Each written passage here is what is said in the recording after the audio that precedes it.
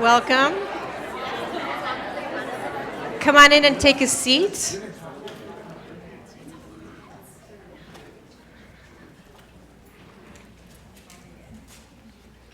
Hi. Welcome to USM, everyone. It's great to see so many familiar faces. I love it, and some of you are new. So I'm going to go ahead and introduce myself. My name is Veronica Allweiss. I am a graduate of the class of 2004 of the master's program. Thank you. That's right. I graduated from Consciousness, Health, and Healing in 2010 and the Soul Centered Professional Coaching Program in 2013. So clearly I'm an enthusiastic grad. And I flew in from New Orleans to be with you guys here tonight, so I'm excited. I did not bring food, but thank you, next time I will. Some beignets, a little cafe au lait. I also want to acknowledge our grads that are streaming in on the internet. Thank you for being here tonight. And with that said, we are filming tonight, so if there's anyone that would just prefer not to be on camera, head to the back and talk to one of the staff, and we'll find a seat that's a little bit off to the side. Well, gosh, I am just so excited and joyful to be here. We have a fantastic night in store tonight. Did anyone just graduate? Wow, congratulations. Congratulations. Phenomenal. Is anyone here who just completed Soul Centered Living 1? All right, congratulations to you. Excellent. Beautiful. Well, as you all know, there is no better way to start an evening than to calling in the light, so I'm going to ask you all to please stand.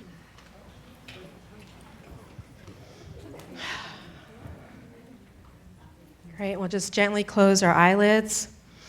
Let's take a deep clearing breath. Father, Mother, God, Lord of all creation, we call ourselves forward into that living love. And we ask just now that each person here and those streaming in and everyone in the USM community be cleared, filled, surrounded, and protected by that living love and divine light. And we ask, Lord, that any disturbance, any negativity, imbalance, confusion, illusion, misinterpretation of reality, misuse of energy, that can be lifted and transformed, all in accordance for the highest good, be done so at this time. And in its place, Lord, we just open up to the blessings that already are, to the loving, to the gratitude, to the inner attunement, the divine wisdom, to the sharing that's present here. And we just ask that this night be blessed with your presence, that we bear in mind each person's unique destiny here on the planet and the university's mission.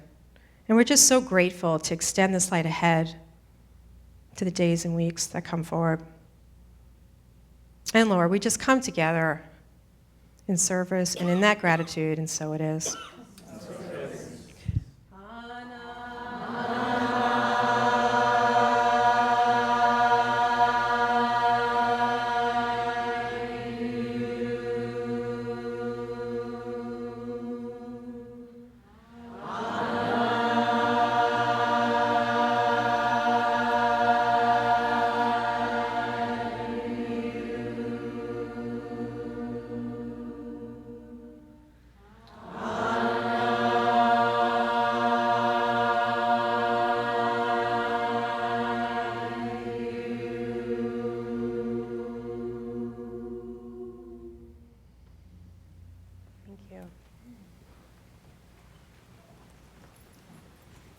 anyone else need a seat? We're good? Well, great. Well, welcome. Well, I'm going to, jump right in and share with you all where I was when I was considering the coaching program in 2013. I wasn't considering it at all. It was absolutely a no for me. I had just left my full-time job at the University of Santa Monica here, and I had moved on to follow my heartfelt dream to live in New Orleans. And I had just arrived, and I had been a coach part-time for 10 years. It was my second-year project.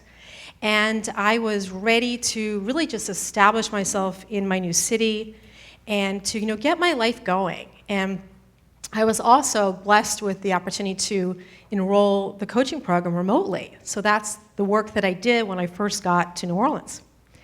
And I was having conversations with grads like yourself. And about a week or two in, Carolyn Freyer-Jones, Steve Chandler, and Michelle Bauman all approached me at some point and said, Veronica, why aren't you doing the program? And that question really triggered me. It really did, because they all knew me really well. I had worked extensively with all three of them, been coached by all of them, and they knew my journey and the leap that I had just taken in my life. And I said, that's just not possible, guys. I would love to do it. I'm kind of mad that USM didn't offer it when I was working in the building. And I just don't see how that's possible to, get on a plane and use the money that I have now as a pad to, start my new life. So I had a lot of fear come up around, the financial commitment. And it just seemed to me, even though inside of me there was this little, knowing that it would so serve in my life and in my practice, there was just this, the bar was too high for my comfort zone. It was too scary, the money and the timing. So for me, the finances and the timing were just too high of a bar to overcome for me at that time. And I had been trained by Steve Chandler in enrollment. He had been my coach here when I started the admissions team for 9 years, my whole time here. I had been mentored by Carolyn for years as my manager and as a coach. I did Carolyn and Michelle's groups. And, I just thought, gosh, how much more training really do I need? And let me just get going. And be a professional and start my life and really expand my practice full time. So I had this concern, is it a crutch?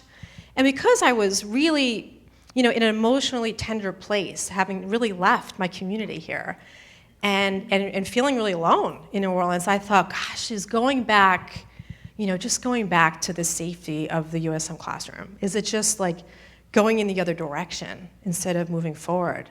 So I said no. I said, Steve, Carolyn, Michelle, I'm not going to do it. I will support the university. I'll fill the class with great grads, but it's just not going to happen, Yet it just kept on sticking with me. So I enrolled the class is full, and here's what happened. I get this email. I don't know, does anyone here know Steve Chandler? Who here knows? So I get this email from Steve Chandler, and it went something like this. Dear Veronica, congratulations on your extraordinary achievement in enrolling the coaching program. You are so good. You are so good at what you do, especially given your limiting beliefs about yourself as a coach, the coaching industry, money, and God's ability to work in your life. Well done. Love and light, Steve. And I could not believe this email. I felt it just gutturally, and I didn't know whether to laugh or cry. It was like a kick in the gut. And I did both. Because at that moment, the veil lifted. It's like I knew that the only thing in my way of heeding the call that was very present inside of me was me. Was my fear, was my consciousness in that moment. So I responded, I said, okay, Steve, I'm in. And I knew at that moment that I was making the decision. I knew I was at a choice point, that if I didn't know when I would trust myself again. I didn't know when I would go to that edge of my comfort zone again. So I knew in that moment that I needed to make that choice from a place I wasn't yet at, that I aspired to be in my consciousness. So I did. I got on a plane, I paid full tuition, and I flew back and forth every single month. And it was hard. It was tough. I mean, I had an intention to make this program work for me, to expand my practice, to grow as a coach. And that's really what I did. I used everything that I learned in this program to heal the limiting beliefs that I had about myself, about the coaching industry, about my value, which I had tied up into work. And I just worked it on every level that I could. And I got to work.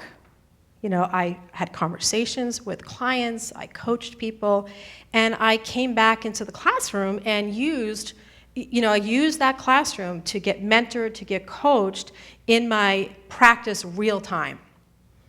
And there were some great months, there were some tough months, and boy, I was in it, and it was fantastic.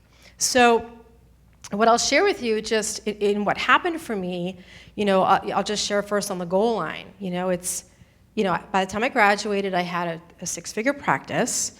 3/4 of the way into the program, I was invited to coach global sales leaders for a Fortune 500 company in 4 continents and 7 countries, and I was scheduled to get on a plane to fly to Sydney and Singapore right after graduating from the coaching program. So first off, I don't believe at all that this opportunity would have come forward had I not been in the program, and had I not put a stake in the ground for investing in who I want to be as a coach. What I didn't know then, and I want to share this with you, that I know now, and that I learned in the program, was that it wasn't a crutch. It wasn't like, oh, I don't have enough training, or I need to be back in the USM classroom. It wasn't any of those things. It was great coaches invest in coaching. They invest in themselves. They get back into a learning environment. And I knew that's the kind of coach that I wanted to be. As a USM graduate, as somebody who walks the talk, living the principles and practices, and just somebody who wants to be successful and really helping people of all walks of life just grow and transform and move forward on the goal and the soul line. So thank God I was in the program when I had that offer and took that work, because a lot of fear came up. A lot of fear came up about, wow, I'm going to coach these people who are, country head sales leaders who are from all different cultures, lots of men as well. And I, again, got to bring that into the program and get feedback and get support, heal through the limiting beliefs, work my process, and really get hands-on coaching on how to get ready for that work. So that's what happened. And I cannot speak enough about this program. I continue to have just incredible practice that I love. I love what I do, and I'm challenged every day in a fantastic way in my work. So that's a little about my story, and I'm happy to share with anyone and connect with you and answer any questions at the end of the night. Okay? So it is just a pleasure, really a pleasure, for me to introduce one of my absolute favorite people on the planet. That's really true. So I met Carolyn when I interviewed for the admissions counselor position when I graduated from USM back in 2005. I launched my practice. I felt called to step into the role, and I met her. And in that interview, I knew something. I knew we were beginning something together, something great. And I knew this was a woman that I wanted to be mentored by, I wanted to partner with. So we did. She was my manager for 5 years. We teamed up here at the university, enrolling and supporting all the incoming classes for years. Then I didn't get enough of her. So after that, I worked with Carolyn in her groups with Michelle and just, had her support and her coaching at just pivotal times in my life and in my career. I'm so grateful. And again, that wasn't enough either. So then I did the program, and she was the faculty and founding faculty, and I again had such a great partner for myself. And now she's my coach. I'm in my 2nd year of working with Carolyn, and there's just nobody better for me. I love her, and I hope and I know some of you know her, and some of you will get to know her in the way that I do, and I'm just so grateful. Carolyn, you are just an inspiration for me. An inspiration. You have walked before me. on the path that I'm on. You, to me, demonstrate just what it means to be a spiritual warrior, what it means to be an authentic leader, and an extraordinary coach. So thank you. So please join me, everyone, in welcoming Carolyn Freyer-Jones.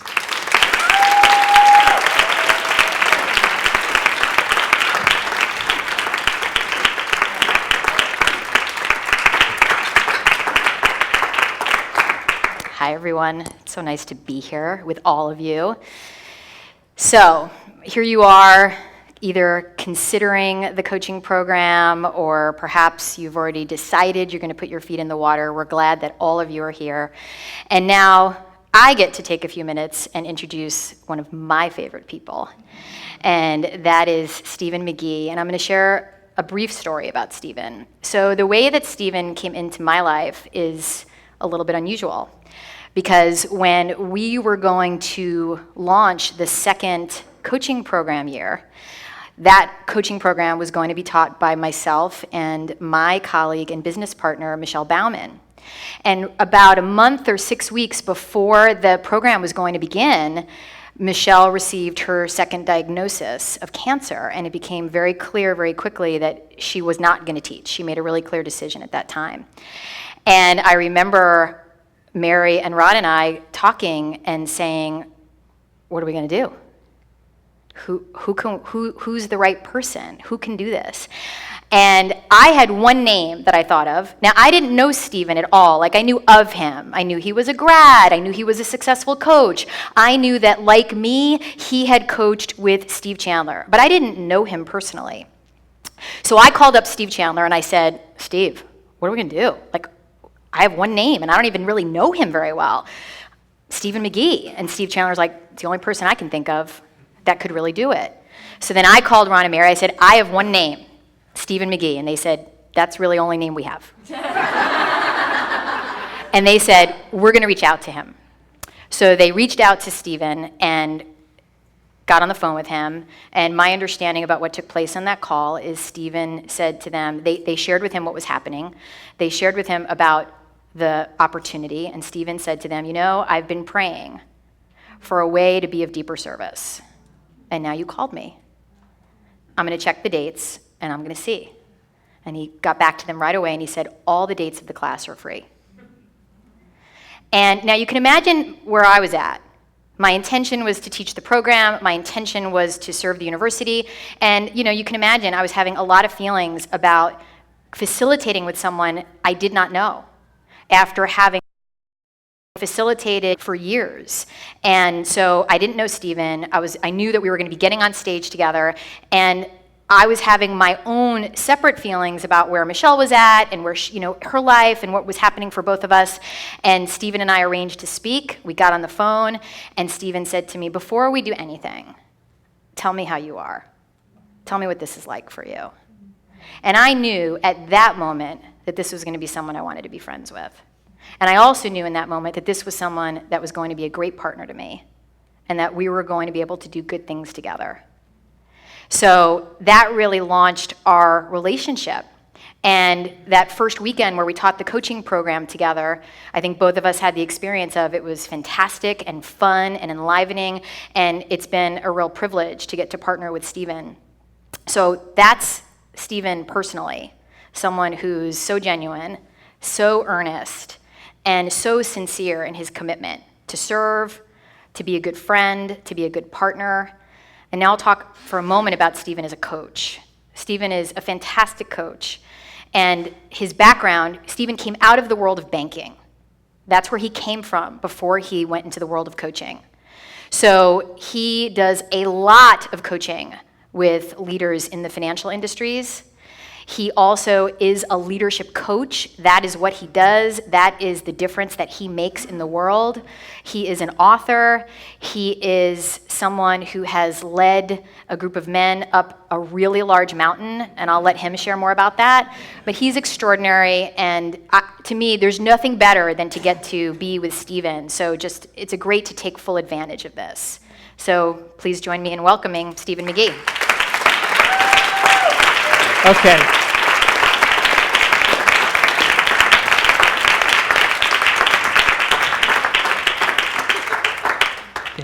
You're so welcome.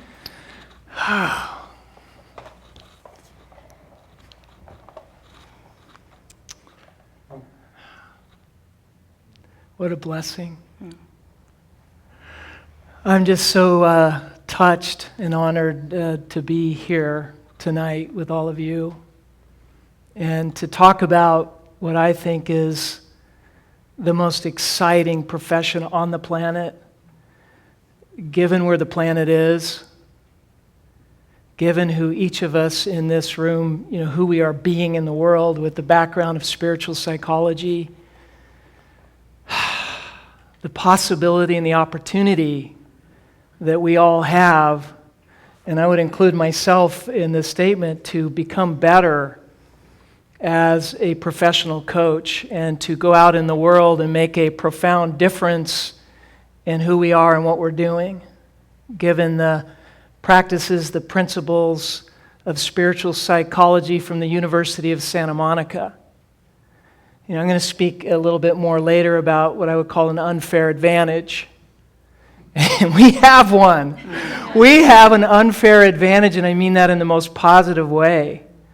And so we're going to cover a lot of ground. I'll speak more about that later.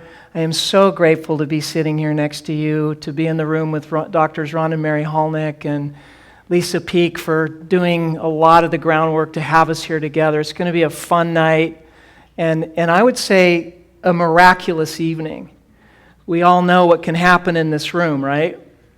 Many of us here have experienced miracles, if not all of us, so tonight's no different.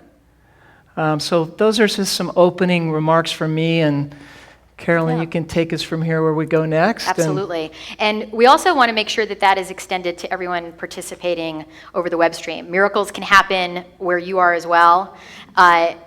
And I would be remiss, I do need to just say a very special hello to my daughter Lucinda, who's watching, because it's like USM TV in our house. The USM television gets turned on.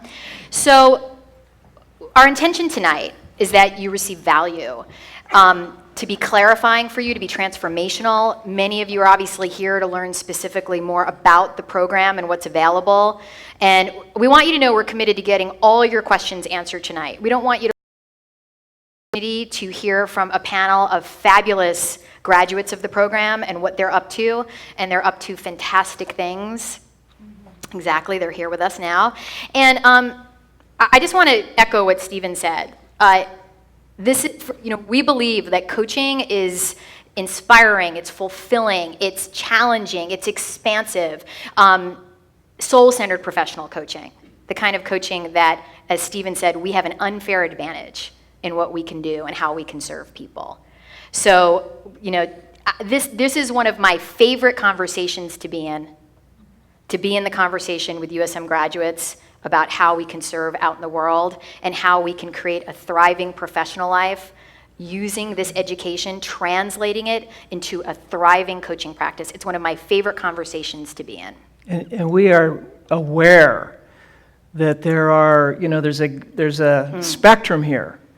There may be people sitting here or listening online that have just an inkling of an idea that you might want to become a soul-centered professional coach. And we also realize there are some very successful coaches in the room already out making a tremendous difference, coaching people of influence and making a difference in those ways. So the curriculum that we've designed, and we'll talk more about how that came to be, but lots of great minds to put together the synchronicity and the way the program works is it honors wherever you are as a professional coach or not. We've had people come into the course that are thinking, I want to lean into the idea of becoming a professional coach or a speaker of leadership or something like that. Lots of different and unique situations come into the course, and it's designed as a curriculum to support you wherever you are. So you want to move into some sharing? Yeah, let's start. It wouldn't be a USM evening if we didn't take a little bit of time to hear from you and why you're here. So we're going to give you a question. Look at that. Like there was already someone raising their hand. She's taking back her hand. Oh, what do we? You've had 2 years, a minimum. of 2 years of being in the classroom with the principles and practices of spiritual psychology. There are people out there coaching who take a 6-week course, a 6-month course, by far, and I coach coaches who are not USM trained. And many of them are excellent coaches, but the depth of training that we get at USM, if we choose to be professional coaches, is significant. So that's what we mean. Yeah, Sure, thank good you. question. So we have a question for you. So if this evening were wildly successful for me, meaning you, what would you love to get out of your participation tonight? For you, what would you get out of your participation tonight? So let's take a few sharings. Who'd like to go first? Stand up. They will bring you a microphone. If you could come over here and then the web stream can see you. Oh, okay.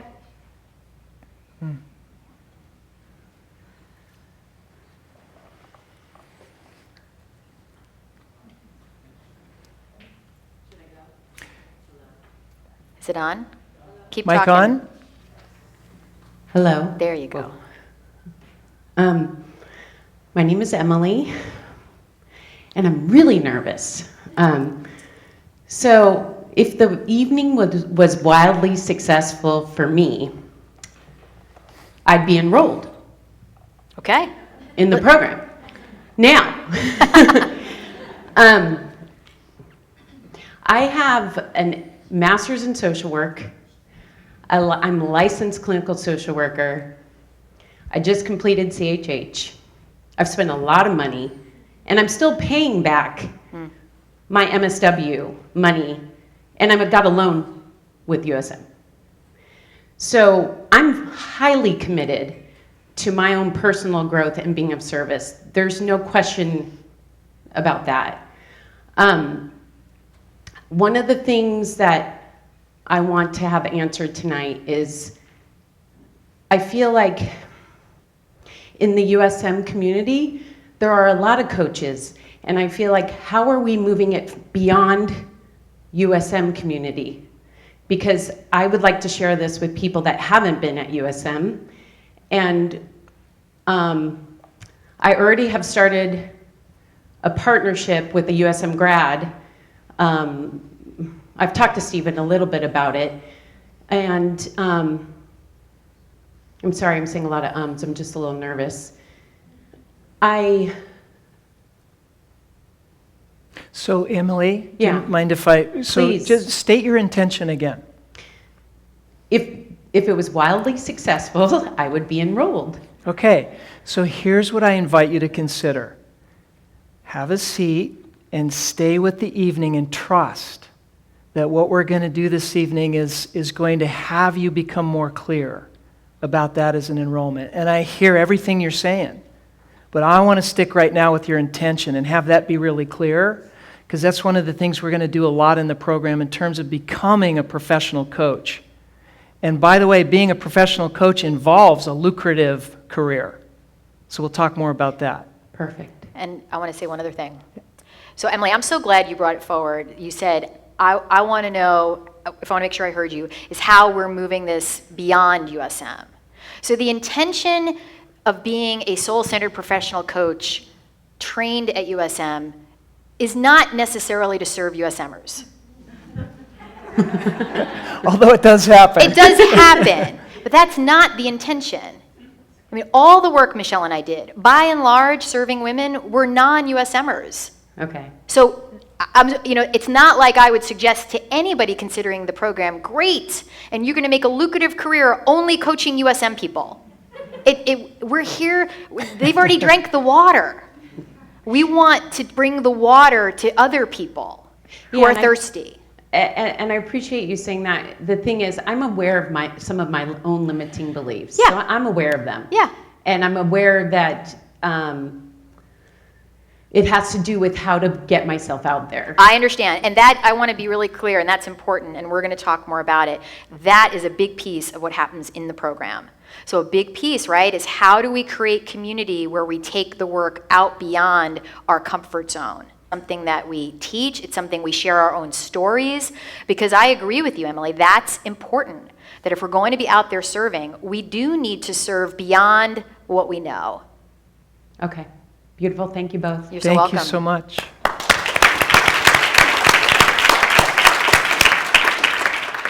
Who else? If tonight we're wildly successful. Oh, please.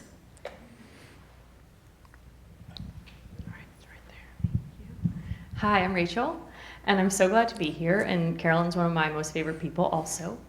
And I guess my question is kind of the opposite of Emily's question. I've obviously worked with you, Carolyn, Michelle, Steve Chandler, Rich Lippin for a long time. I definitely am getting, I feel like enrollment to me is not at all scary anymore. I know how to do it. I can always learn more, and I love to learn more. I would, for me, the program is interesting because I want to learn more about coaching. Like not about enrollment, though of course I can always learn more. But given that I have spent time at USM and I love USM and all the principles and practices and I use them in my coaching all the time, you know, what if it was wildly successful, I would come away with some new coaching ideas and tips and questions to ask my clients and, you know, ideas about the actual coach. You'd walk out of tonight knowing if the coaching program would serve you in that way? No, actually having ideas from tonight.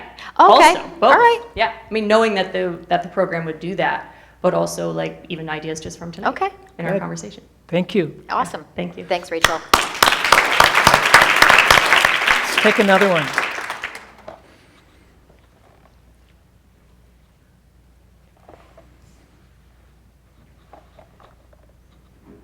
Hi, I'm Leah. Just graduated second year. Thrilled to be For here. you. Congratulations. Congrats. Yeah. Thank you. Love that. Yeah. My question, I had asked Ron and Mary this when we were talking about it at the end of last year, is that I am actually not interested in being a coach, but I do I have a couple of businesses that I work with, and I'm doing like a home renovation, just things like that. Is there any way to connect the program to like life? Okay, so you had me pause at home renovation. So what are your other businesses? I do a lot of work with animal charities and I invest in vegan businesses. So, you know, maybe doing consulting with them and I've been on boards and different things like that. So if tonight were wildly successful for you, you'd have that answer, whether or not the program could serve you? Yes. I love anything USM. I've drank the water. I mean, to me, that's really clear. And I know that the programs that they offer, the integrity is so high. But it's a big commitment time-wise, especially having just graduated. Yes. So and I definitely want to do CHH next year. I don't even think about it. So I'm like, do I take the time, sort of this precious time, Yeah. between the two programs? And I was going to do some traveling and sort of, you know, live life and kind of take the show on the road. And would the coaching program help me with some of the other work that I'm doing in my life? Yeah. And also maybe bring some things that maybe I have limiting belief or something like that. Oh no, I can't do that. I can't be on the board, or I can't, you know, I have a lot of manufacturing experience with a previous company that I had, like, and everybody says, oh, you've got to help me. Oh no, I'm outdated. You know, I'll say stuff like that. Okay. Kind of dumb myself down a little bit. So I just didn't know if it would be helpful. Well, I think your intention is really clear. Okay. I will say this. I will say that the program integration built in between the soul line and the goal line. So if you could let that kind of roll around in your consciousness and see what bubbles up from there. Okay. You know what I mean? Like there's a lot, there's some programs out there that talk about evolution on the soul line, they don't touch the goal line. There's a lot out there that's what? About the goal line. But the beautiful thing about the SCPC program and the work of the university is we get to go up here and here, which makes a very deep and broad place to run businesses from. Right. Can you hear that? I can. Yeah? So consider that tonight. That's really a lot to think about. Yeah. And also, what I would suggest, Yeah. we're going to be around at the end of the evening, so is Lisa Peak. We can talk more about that. I'd appreciate that. Great. Yeah. Okay, Thank you. Thank you. Let's do Take one more. Let's do one more. Time for one more. Nipper.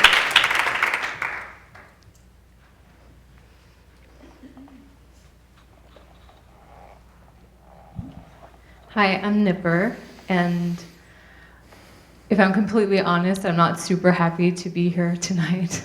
Experienced a lot of resistance in coming, and if this night was wildly successful for me, I would believe in myself again. There's something about Veronica when she shared about, I knew I had to step forward and to trust myself again, and it's like, I feel like I've been doing a lot of almost taking the step, and so yeah, my intention is to step into an experience of trust and belief. Well, you're in the right place. And thank you for being here. Yeah, and Nibra, I just want to say I really hear you. And I hear it sounds uncomfortable. Yeah. And I want to offer to you that it's not uncommon in the trajectory of becoming a professional coach, of being a professional coach, that there are points where that kind of material comes up. It's very much a developmental milestone to hit these pockets where it's sort of like, oh my God, I don't know if I can do this. I don't know, do I have it? Do all those kinds of things. So I just really hear you, and I agree, like with Stephen, it's so great that you're here. Thank you. You're so welcome. Thank you, Nipper. Okay. So that's actually a really beautiful segue into what we're going to talk a little bit about now. So we are huge advocates for the profession of professional coaching. Huge advocates. We are products of coaching.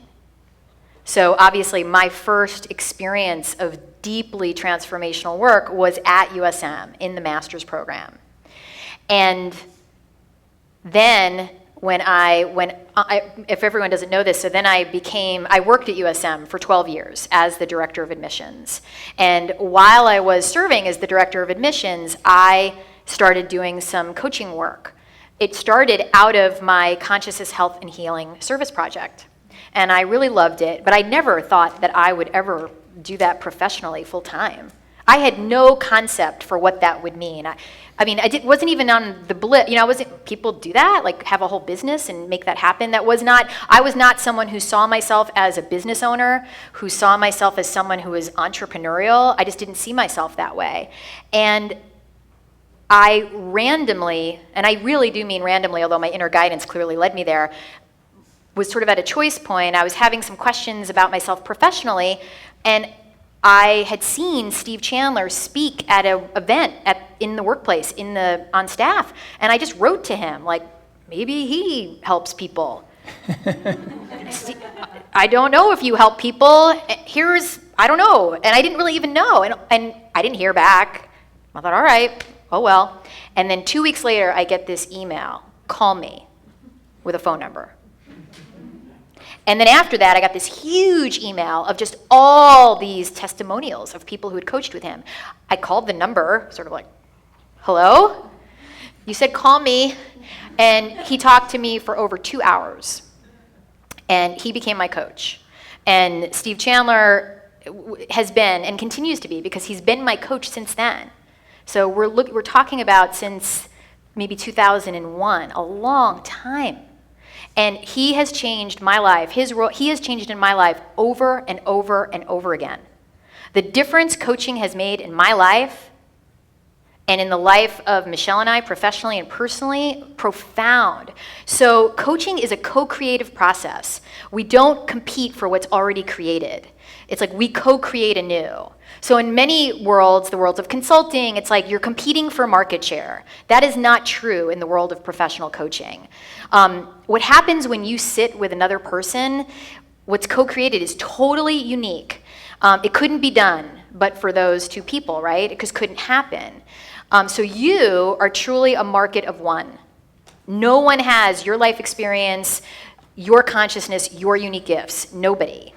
And one of the distinguishing factors about the coaching program is that it's designed to assist you in clarifying, in strengthening, in cultivating your authentic and unique way of coaching people. So this is not a cookie cutter system. It's not You don't learn how to coach like Steven or like me or like Steve Chandler or like Michelle did. That's not how this works.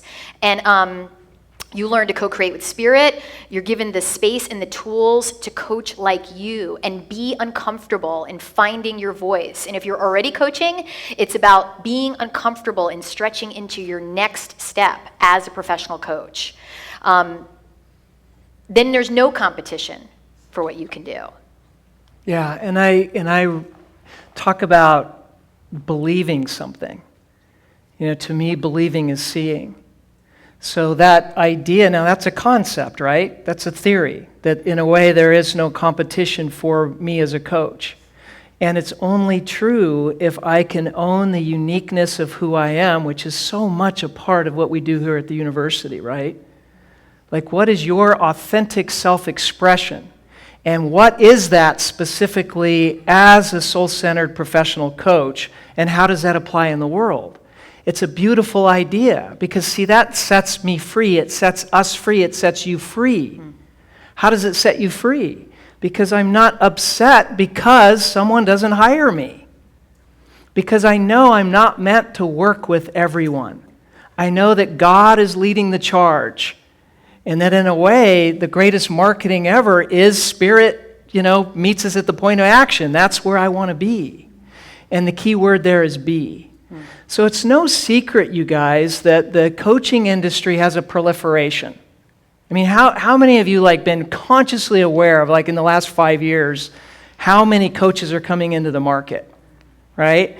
So I'm aware of it because I started in 1994. And there wasn't a thing called really professional coaching. There kind of was, but people were starting to talk about it then.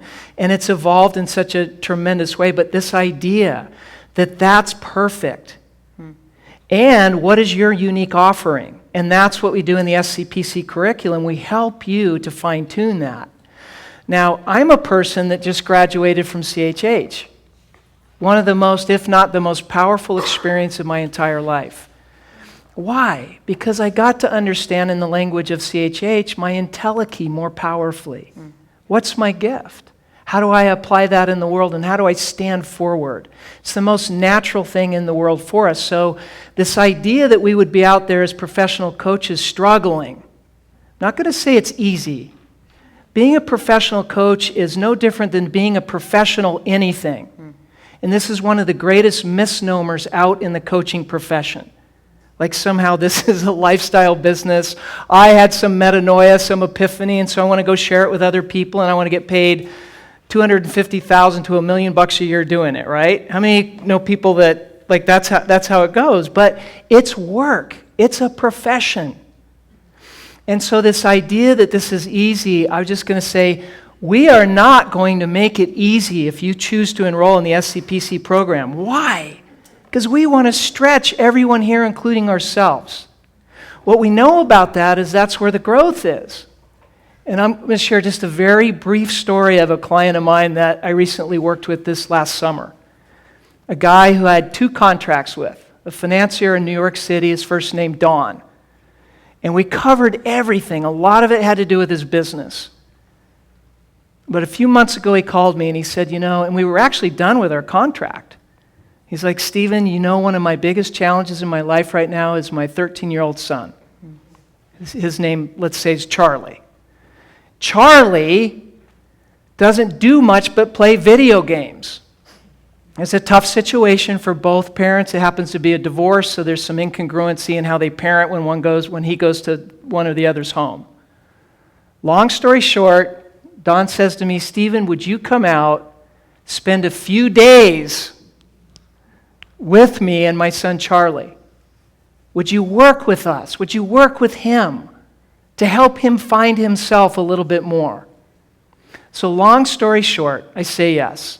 Charlie's not used to riding bikes, hiking, rock climbing, and the kinds of things that Don wanted us to do together. He wants a relationship with his son. And God love him for having the courage to ask for help. So of course I went. And we were outside of New Jersey, Poconos. Yes. And the Poconos, I'd never been there before. It was quite an experience. But one I loved, and I'll just tell you one event that happened. We're 3 days into it. This is the bike riding day. It's hot, it's humid. Charlie is dying.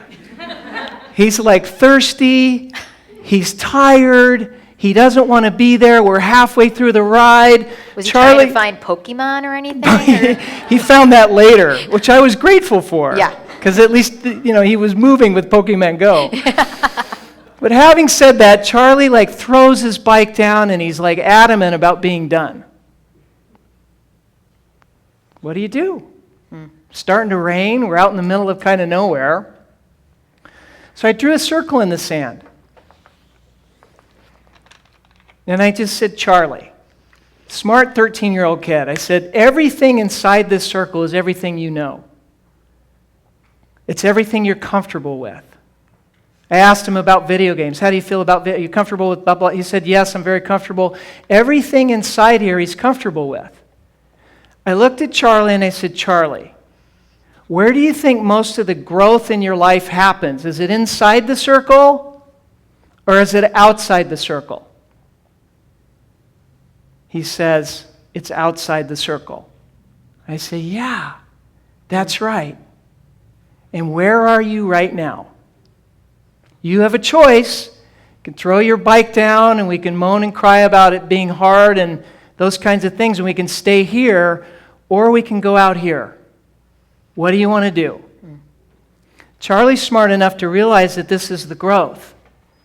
And you might be thinking that this story is about Charlie. And it's not. It's about me, it's about all of us. Because what I've seen about this is as I grow outside my consciousness, my abilities expand. And there's a freedom in that, and it's scary. I don't always believe in myself. And I've been doing this a long time. I'm not always certain. And I find in coaching it's okay sometimes to say to my clients, I'm having a rough day, because what we're teaching here is about who we're being as a coach, not what we're doing through some template. And some of those templates are great, right? Not knocking them. I'm just saying there's an expansion here. Carolyn and I, Steve Chandler, Doctors Ron and Mary Holnick, and we'll talk later about Robert Holden too, but this program is stacked with individuals to support each of us in going where? Outside the circle. That's what it's about. And we grow then as professionals, we grow as coaches, and we grow on the soul line, I believe, and on the goal line. What's next? Carolyn and I have everything very carefully planned tonight. Yeah, I can tell. So I think it's valuable since Stephen mentioned Steve Chandler. So Steve Chandler is a faculty member in the program. He was one of the key developers of the program, along with myself and Michelle Bauman and Ron and Mary, and then Stephen. And that's not a small thing that he's on faculty, because Steve Chandler really is to me, one of the most important voices in professional coaching today. He's called, the godfather of coaching. It's not a small thing that he is one of two people who did not go through USM's program, yet Ron and Mary asked him to help develop the program and then teach here. The enrollment approach that we teach in the program is the one that he developed, and then people like myself and Stephen and Michelle took that and then merged that along with Ron and Mary into the curriculum. That's not a small thing, that he comes out every other month to be with the students. It's an incredible, from my point of view, huge advantage to learn from him as a professional coach. Whether you're way down the road in your coaching or way at the beginning, you will never forget time with Steve Chandler. That will serve you in your practice for years and years and years to come. I meet coaches all the time who they'll say, Steve said one thing to me, and I walked out of the room and I earned a $15,000 client. One thing. So it's that kind of moving the needle that Steve Chandler teaches. It's not a small thing that Stephen and I trained with him. There's a reason for that. He's really just a master at the art of enrollment. And we're going to talk about that for a few minutes because enrollment really is an art. It's not a science. It is something that is very different in the profession of coaching. So many of you already may have other careers where you are selling, where you are promoting, where you are out there. And in the world of professional coaching, this is different because this is intimate. It's intimate. Sitting with someone and talking with them about them partnering with you and paying you money to support them in that is intimate. It is not a small thing. We are talking about people's lives. We're talking about them writing you a check. It's like this is art. This is about learning how to do this in a way that's thoughtful, in a way that's authentic, in a way that resonates, in a way that communicates strength, in a way that there's no apology. It's learning how to have a strong professional self and take a stand, because part of the curriculum is about letting go of any limiting beliefs in there around asking for a fee, around standing up in who you are as a professional. It's like wherever you are in your own trajectory as a coach, anytime, any coach I've worked with, when they decide, you know what, I think it's time to raise my fees, there's always material that comes up. Always. So whether you're at the beginning, the middle, or way beyond, it just happens. It's part of the developmental process. Yeah, it's along the very same lines, but the idea is that having had a lot of coaches that will come to me over the years, again, starting back in 1994, I mean, we didn't have these resources then. I didn't have these resources, so I figured it out on my own, and I'll tell you that I don't know the exact metric, I'd be making it up, but it's like what it took me 5 years to do. We can do in short order. And the reason is I believe that we move from what I call translation, which is a lot of coaches start in the area of translation where we parrot something we've heard. Can you hear what I'm saying? Like I heard this line or this thing, and there's nothing wrong with that because it's an important part of the process. But what we do in here is we assist the conversion through action, by the way, because we're going to go out in the world and apply it. And some of us are going to be terrified about that. But we're going to do it. We're going to get outside the comfort zone, and we're going to come back in here with a support system that helps you to move it along exponentially, right? But that moves to transformation. And for some reason, which I think I understand, when clients hear that wisdom from you, it's not a sales process. Can you hear that? It's more like there's a trust process, there's a way of being process, but this isn't necessarily what I would call a sales process. So we help to convert that in here through the curriculum and through the spirit in the room.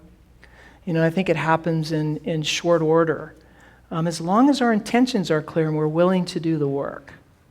So one of the things that people often ask us about the program is like, what makes the program different, right? What will I learn in the program? And to me, one of the most important features of the coaching program is it's designed to support coaches in transforming their own consciousness. That's all you've got as a coach. That's it. Like that's the one thing you've got to offer your clients is your consciousness. So there is a really significant working your process component in the curriculum, because if we're going to stretch beyond our comfort zones as coaches, wherever we are in the process, there will be stuff that comes up. And one of the things is it gets more subtle, right? Like now that everyone here in the room is a grad, some are brand new grads, some are long-time grads. One of the things that happens is the material as we proceed can start to get more subtle. So, with newer coaches, you know, we hear a lot of like, how could I do this? Who am I to serve someone? You know, all the stuff, all the unworthiness disguised in language like, what do I have to offer? All of that. So there's that gets worked on. Then there's the coaches who are further down the path, and some of that sounds more like this, like, well, why is so-and-so making more money than I am? How is so-and-so getting that as a client? How is that happening?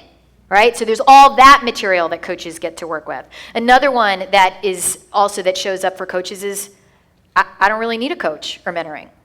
Like, I got this. Like, I think I'm good. I know already. So it's a really important thing It's really important that as professional coaches, particularly soul-centered professional coaches, that there's rigor around commitment to growing yourself, to doing your own work in consciousness. I mean, for me, it's a requirement. It's a complete requirement. It's not optional because it's all I've got. It's all I've got to offer someone. Yeah, so one of the things that maybe all of us deal with in life from time to time are there's things that are out there as opportunities. You could probably think of a few right now, right? Opportunities in your life. And I have to say I loved, I saw the hands go up for graduates, but how many were actually at graduation or saw it online? Wonderful, wasn't it? Amazing. And Robert Holden's speech, well, one of the things, and I don't want to quote him because I don't think I would get it right, but it was like I really took away, he made, I thought, 5 very clear points. And one of the points was, that I took away was, I'm going to plan a lot less what my life looks like. And I thought about the life I've had, which I'm so blessed and so grateful for, but at the same time, there's so much of it that was planned. And that came for me, so much of it came from my ego, about what I thought it should look like. So I loved Robert Holden and how he talked about living in the now as a surrender to now. And I know all of us can appreciate and understand that, but just to share this, a quick story with you about CHH for me. I had planned to do CHH, that we just graduated from, and I was very excited about it. And actually, what happened for me was my ego got involved, and I started thinking, my business is going great. I've had a long-standing spiritual community around me. I've been an ordained minister since 1996, et cetera, and my ego started sort of talking me out of doing CHH. Not only on a spiritual level, but on a practical level. Like I live in Denver. I flew out here today to be with you all. It's like the flight, that's 2.5 hours. I was going through the hardship of it all, right? Well, I actually emailed Ron and Mary, like a Wednesday before the Friday night and said, I'm out. I just want to let you know I've decided that CHH, and I probably gave some great reasons because I'm slippery. And then I talked to you too. I was like, "Are you coming?" You're like, "No, I'm not doing it. I was just like, I am out, and had the wit somehow to wake up on that Thursday morning and call in the light and pray. And my prayer was really, Lord, where do you want me? And the answer came back in that room. And I emailed Ron and Mary, and they were so that you wouldn't be there. Like somehow they knew. But anyway, I did. It was the greatest thing for me in my entire life, as I mentioned earlier. Mentioning this because all of us can sit and think of reasons why not to do something, and they make a lot of sense, right? Money, time, etc. Yep. No, I have my own story. I have really 2 stories. One was stepping into CHH this year. After Michelle passed, I had a lot of good reasons to not do it. Most of it my own discomfort. I didn't want to see people. I didn't want people to see me. I felt so raw. No one's going to understand. I don't want to be with anybody. There were just tons and tons of what seemed like really good reasons, right? And of course, from looking at from the outside in, you could have said, well, I get it. I mean, come on, right? Like you. And if that were true, it's not that would have been bad or off to not do it, but I knew that there was something deeper available to me. It would have been easy to stay in my own isolated circle of pain. It would have been easier to stay there. It's not that I wouldn't have worked my process or gotten support, but it would have been easier versus coming back into the community and really being willing to let myself show up, to let myself be really raw and really messy, to let myself be seen. That was a much more challenging choice. It was like really saying, you know what, I'm going to show up in everything.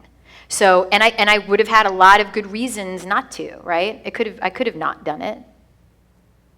I don't know, I do know that I would not be nearly as far along in my own process. I would not be, I don't know what it would be like to be sitting here tonight looking at you all in the eyes if I hadn't done that.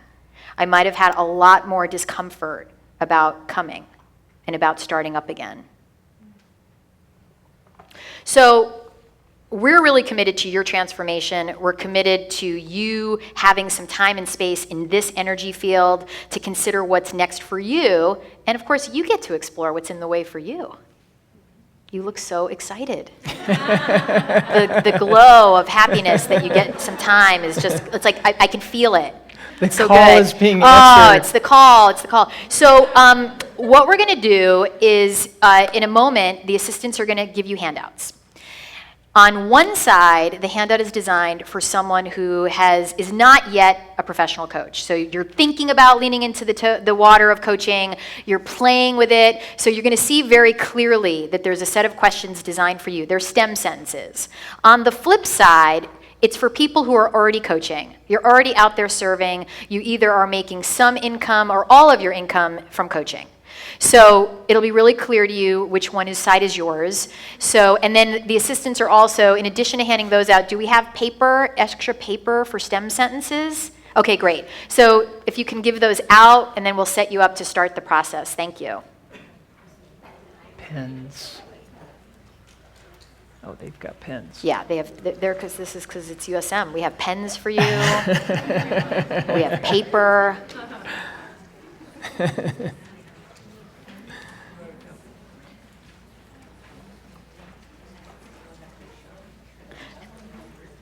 So side A is for those new to coaching. Side B is for those who are already coaching. So side A, new coaches or people considering the profession. Side B, if you're already doing this.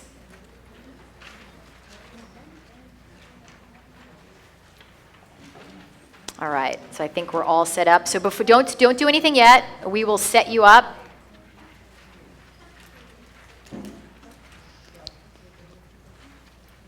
I think we have a hand down here. Yes. Okay. So here's how this is going to work. So these are STEM sentences. It means you're not going to think about your answers. You're just going to start writing. But don't start writing yet. Don't start writing yet. I see some hands on fingers. Don't start writing yet. Just wait. You're going to just write. You're not going to think a lot about what your answers are. You're just going to write. You're just going to write your answers. You're going to give 5 or 6 answers to each one. Whatever side you're doing, you're going to do 5 or 6 answers to each one. It's not like, what's my answer? Just whatever comes. It doesn't even have to make sense. It could be completely irrational given where you are in your life, and that's totally fine. It's totally fine. Okay? So does anyone have any questions about that? All right. So here's what we're going to do. So make sure you know that you're on the side that you want to be working on. If you think you'll need extra paper, now's the time to get it. And then for those of you online, there's directions for how to do this process as well. And you're going to have anywhere between, it'll probably be like, we'll check back in with you at maybe 6 minutes or so, and we'll see if people need more time. So why don't we do this? We're going to just close our eyes and get centered. So you can close your eyes. Center yourself in your authentic self. Invoke your inner counselor. Set your intention to participate fully. And when you're ready, you can open your eyes and begin.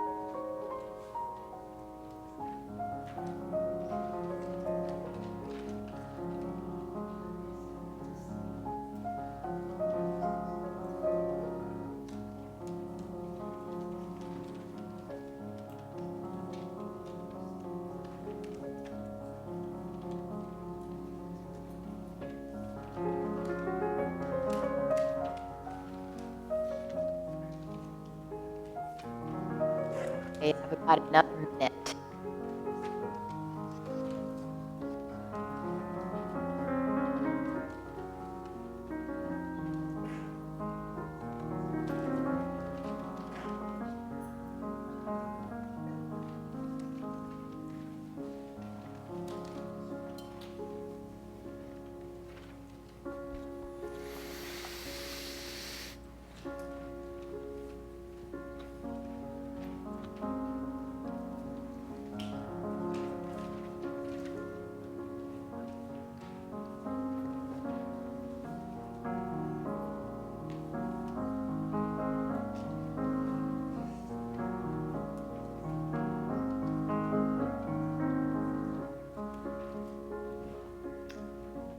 Right. So who has something they want to share from that process? Awareness, discovery.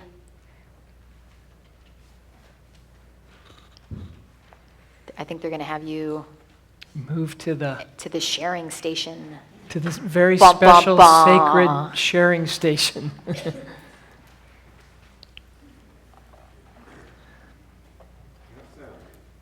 Please, it's really, we're in USM, so it's We're like. in USM, it's an old habit. die Exactly. hard. I'm Adam. So I had faith in you when you said, once I got the paper, I would know immediately which side I had to fill out. I kind of remained a little confused for a long time, but I finally chose side B. But for me, there needed to be a side C, and maybe there does for other people in the room. I'm surprised this hasn't been brought up, so maybe going forward you could bear this in mind. I can't believe my situation is unique in that I'm not a coach per se, but a lot of what I do in my field of work is coaching, quite apart from my family and my children. And why I'm here, and a little bit like Rachel said, I'm partly here. If this evening was amazingly successful, I would just have a takeaway from this evening itself, okay? Let alone doing the coaching program. And by the way, I had a takeaway from the first introductory evening I ever went to USM, and I wouldn't have gone to USM if I hadn't happened. I had a game-changing thing that changed my relationship with my son that, as I say, would have happened just from that night alone. So you've got a high bar to cross. I was thinking that. It's all right, we're game. Game on. So my side C is how these skills from tonight or going forward, if I join the program, will help me in my work without my telling you necessarily what I do, okay? But just take it that I help people with their lives, okay? So, but all of us in our job, whatever you are, even if you're a bank manager, right, and you've got people underneath you, I'm assuming that there are skills to be had that could translate to any role such as that. And just to make life a little bit easier for you, I hate to put myself in a box, but I'm a financial advisor, a wealth manager. Okay. I have very intimate relationships with my clients, helping them with their lives. And so, you know, a lot of what I learned at USM is really invaluable. And I hope to learn more tonight and going forward. Okay. So Is there a question? Yeah, I guess it's sides. So I didn't know. Like, I don't want to be a coach per se, right? But I'm Right. already kind Yeah. of a coach. So would the So- SCPC program assist me in what?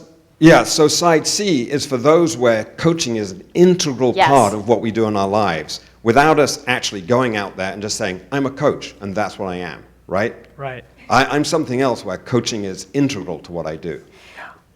So- can I ask you some questions, Adam? Yeah. Would that be all right? Yeah. So do you work on your own, or with, are you managing other advisors? No, I mean, I work in a team, I'm a partner in a company. Okay. But effectively, my business is my own business. Okay. So it's my clients. My clients are the people that effectively, you know, I can coach them in a very obvious kind of way. Sure. I hate to say the Susie Orman way, right, of Right. how to save. It's a bit bigger than that. I mean, again, they may be running a business.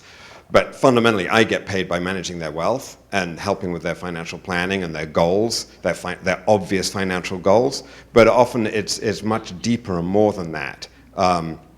As I might help them take the next step in their, say, entertainment career. Right. About what should they be doing in their entertainment career. So I so appreciate what you're bringing forward, and you're definitely not the first who's said to us, look, I coach within the work I do. I don't know that I am ever interested in doing coaching strictly as coaching in the way that we're describing it, but I do coach, and is there a way for me to deepen in that within the curriculum? My short answer is yes, because see, anytime we spend time together as a community where you get to work at what's getting in your way. I mean, really, my question for you, Adam, is what's in your way in your work currently with people? What do you see getting in your way of serving them even more deeply? Ooh,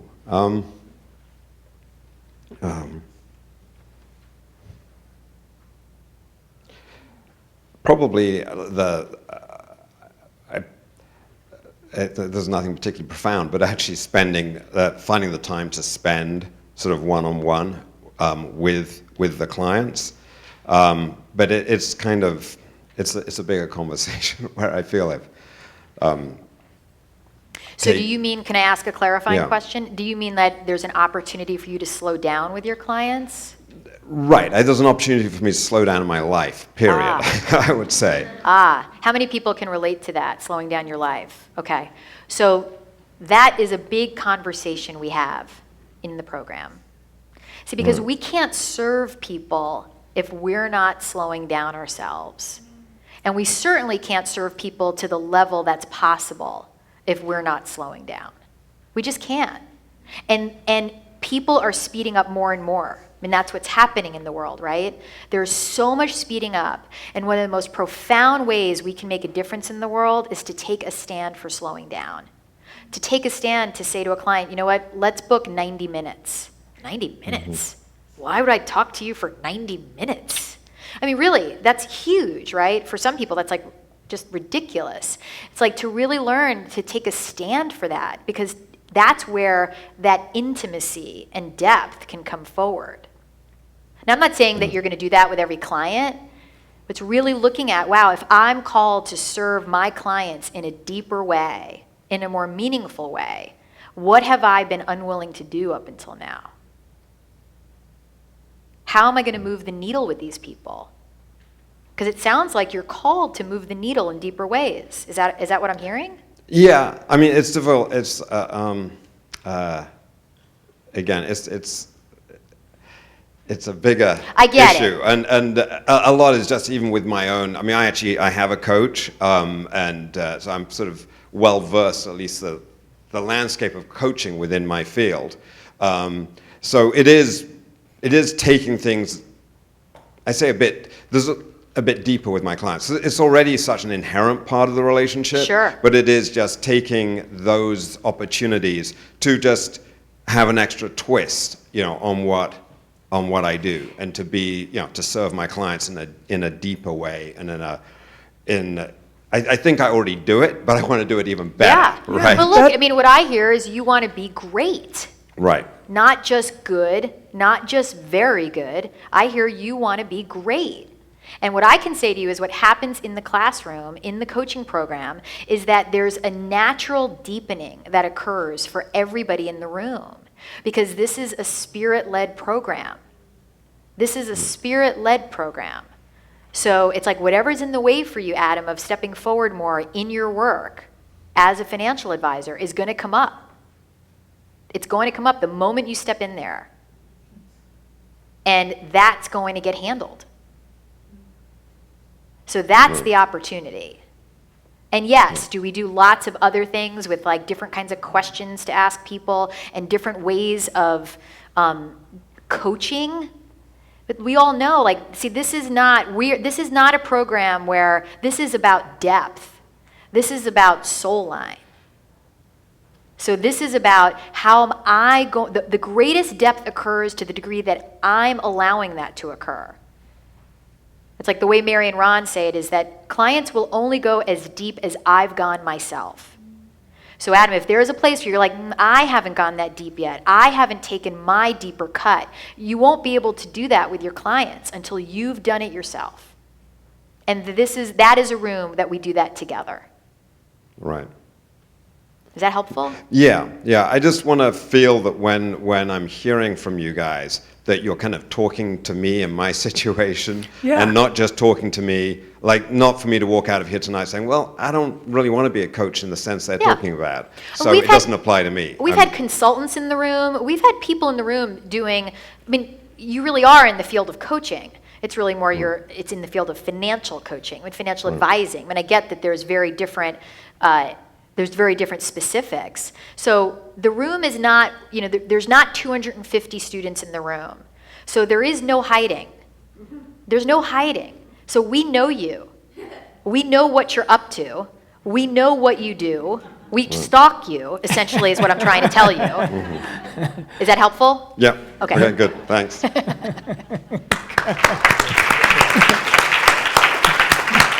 do you want to go to?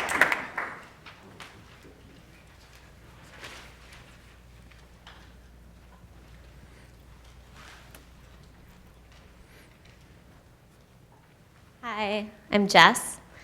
I've got a lot of misbeliefs, and I'm just aware of how much, well, first of all, I'm really seeing how these misbeliefs are the reason why I'm not in an abundant practice right now. But just this idea of the fact that I have this really strong underlying belief that coaching isn't a real profession. You should talk to Veronica. Yeah, well, that really resonated when she spoke about that. But it came up a lot, and so there's definitely that voice inside and the fear around, even though I just graduated and I feel like I have awakened to who I really am. After doing this exercise, I still hear that voice saying, well, you should go back to that linear goal line path that you were on at one point if you really want to make it in this world. And I'm aware of even today when someone asks what I do, like I feel like I'm going to vomit every time I have to be like, I'm a life coach. It's just this. You might have to get over that one. We've heard that one. No, I don't want to say that. But do you actually vomit? No, but okay. It's just. Because that'd be kind of interesting. Yeah, that would be. But I'm aware of my whole. I almost like go into contraction. So how am I even going to get a client if that's my response, right? And I've tried so hard to come up with different names because the word coach just triggers me so much. So it's been a really interesting process. But yeah, that's what I wanted to share. Just how many misbeliefs there are. How many can relate? That's so awesome. So maybe it's one of the things we're here for. Mm-hmm. So consider that the professional coaching, or that professional coaching is a whole new business. So this is new. Yeah. It's why it's so exciting, but it's also why so many of us are like, how do I share about coaching? You don't. You demonstrate coaching. Yeah. So, and I hear your questions and I honor them and I get it and I hear that you have some beliefs limiting that are keeping you from stepping forward. Is that accurate? Yeah. Yes. Are you currently coaching? I am. And are you coaching with a fee involved? Mm-hmm. Congratulations. Yes. Thank you. Let's give you a hand for that, first and foremost. Some people never get there. Thank you. Yeah. Some people never get there. So let's take what's working and let's expand that. Yes. And we can work with you on the beliefs. One belief I heard that's kind of intertwined in there, check this out, see if it fits for you. I want to go back to the goal line because I'm comfortable there. But how about the idea that you could have both? Mm-hmm. Yeah, that you could have a profession where you do the soul line and the goal line and live an extraordinary life as an example to the world where clients come to you just to be with you, just to sit with you, just to experience the slowed down nature we were talking with Adam about. How many people in the world have that kind of presence these days, given where the world's going? So I hear you. Is there a limiting belief that stands out for you as a particular one that's sticky? And you said you have a number of them, and you named one about, I want to go back to the goal line. Is that the big one? And maybe this idea that like I perhaps need more credentials, or thinking I should go the route of like PhD. Nothing wrong with that. Nothing wrong with that at all. And just knowing where I want to go and where I see myself going, there is a limiting belief that this isn't the route that's going to get me there. I hear you. And how many of us can relate with the credential conversation? Okay, so again, you're in good company. My experience of the greatest credential of coaching is that I can serve someone. Yeah. Period. I've been doing this since 1994 off and on. I don't think I've been asked twice what my credentials are. And I'm not knocking credentials because, as I said earlier, I'm a big one for learning. Yeah. But if I can sit with another human being and help them solve a problem in their life or business, do they really care? No. They don't really care. But that's why I said this isn't something we talk about. We demonstrate this. And it's the greatest life on the planet. I have experienced that my coaching practice is directly related with the extraordinary nature of my own life. So when I'm living my life full on, my practice thrives.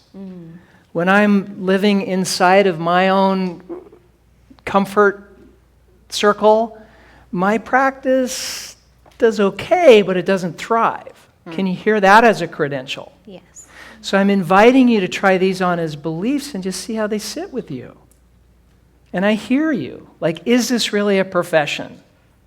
Well, the interesting thing again is when I am with my clients, or even in this room doing trios, I feel so alive and so on purpose. And it's the enrollment conversation.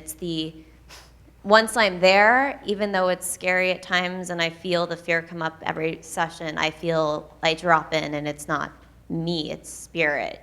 But it's the space in between that I'm struggling with. And is there another avenue that would make it easier if I just had like a licensed therapist kind of thing going on? It would be, I'm not knocking that would be a path for anyone in the room. Right. I'm just saying it's not a requirement to serve another human being. And so for me personally, I would look at it in the realm of distraction. Like, I'm distracting myself from serving people fully because I'm going to take a few years and go do this. Totally. And that's just me. So I don't want to it project that onto you, resonates. but it resonates with Yeah. you. So I'm encouraging you to ask yourself the question, what would it look like if I started serving people full on and forget about enrollment?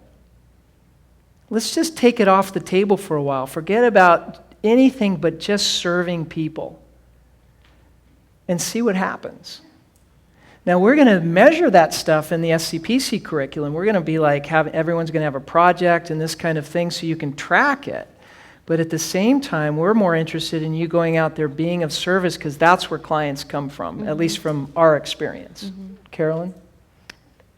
Yes, and I just noticed something. Can I reflect something to you? Yes. I noticed that when you said the word enrollment, this look of distaste crossed your face. Was I accurate? Yeah. Like it was almost revulsion. Yeah, like I'm going to vomit again. Yeah. So what if enrollment could become one of the most fun things you ever do? That would be fantastic and amazing, yeah. Because from where I sit, that's how it is. Because in enrollment conversations, sometimes that's where the most powerful coaching takes place. The most powerful. And that's what makes this profession, from my point of view, so beautiful. Because I'm really not that concerned whether a person hires me or not. I'm more concerned with, did I serve? So my life is filled with service all day long, every day. So the worst thing that happens is I get to serve someone. I love that. Yeah. And that's what we talk about in the program. It's like enrollment is a way of serving. And as Steve Chandler says, we can't serve someone if they don't become our client. I love that. Yeah. Yeah. And I have one other thing I want to share with you. Would that be okay? Please. You said that the word coach triggered you. Yes. Does the word doctor trigger you? No. Lawyer? No. Teacher? No. Policeman? No. Goalie, hockey player. Just coach. Just checking. Just checking. I hear you. The field of professional coaching is to me, it's like, as I once heard Steve Chandler say this, it's like, I'm proud to be a life coach. I get to coach someone's whole life. That is a sacred opportunity. Sacred. And for your considerations, like if you're triggered about the word coach, and many have come into the class triggered about the word coach, so you're not alone. Especially a life coach. A life coach. Yeah. It's like a real opportunity to look at, like, what am I making that mean? What am I making that mean? And one other piece, and this may be for you, it may not, may be for someone else in the room. Ego is amazing, how it will come in and create all kinds of distasteful things to keep us from what? Our soul line evolution. Yeah. You know, John Roger, founder of the university, used to talk about the loyal forces of the opposition and how they will come in to keep us from our calling. It's like in disguise. So it's nice to have support, you know, so I can have people sit with me and go, hey, that sounds like you might want to look at where that's coming from. Is that coming from your soul, your spirit, or is that coming from ego? Right. Like it almost kept me out of CHH, my ego, not my soul. Yeah. So just as a consideration. And that's really part of the beauty of the program, is that you're in community with other coaches, growing coaches, more seasoned coaches, new coaches. More can get done in a room that way. You can move the needle as a coach when we get together in a room and do the work. And I'm an advocate, obviously, for individual coaching. To me, if you want to be a great coach, you get coached. And you also put yourself in learning environments where we can learn together, where the masks can get dropped, where we can be messy, where we can make mistakes, where we can say, wow, I almost vomited on a prospective client, and that it can be fun and ridiculous, and it can be all okay. Has this been helpful? I feel like I've downloaded a lot from this. And Good. The needle's been moved, so Thank you for sharing. Thank you so much. Should we one more? Should we move on? Should we one more? Or thank you. We have time, Okay. 9:30. Okay. Okay. One more? Yeah. One more. Go ahead, Carolyn. Yes. Yes.